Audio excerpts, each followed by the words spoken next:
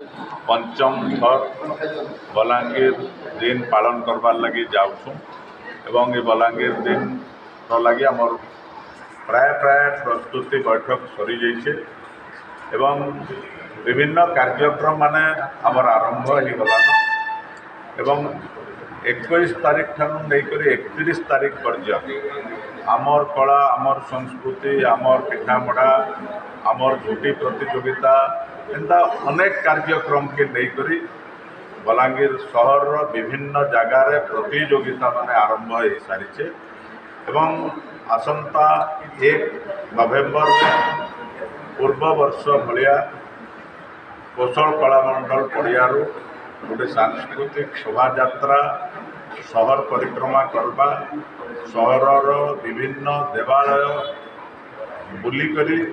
फिर थे कौशल कलामंडल पड़िया